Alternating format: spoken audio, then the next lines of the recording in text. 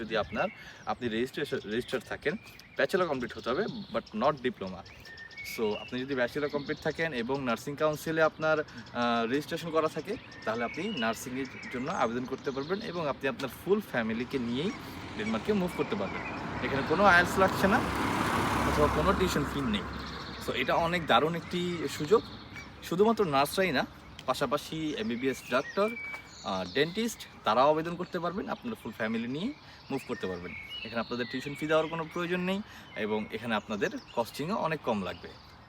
On average আমি যদি বলি হয়তো বা 5 থেকে 7 লাখ টাকার মধ্যে আপনাদের ভিসা প্রসেসিং, ভিসা পাওয়া সব কমপ্লিট হয়ে যাবে।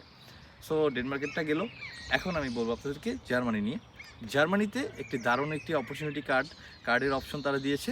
যারা স্কিল্ড অর নন স্কিল্ড, যদি তাদের গ্র্যাজুয়েট ডিগ্রি থাকে, ওনারা গ্র্যাজুয়েশন করেছে, রেজিস্টার্ড মানে অথরাইজ, সরি। সো আমি আপনাদেরকে জার্মানি নিয়ে বলবো। জার্মানি হলো ইউরোপের অন্যতম একটি দেশ, তাদের ইকোনমি অনেক হাই।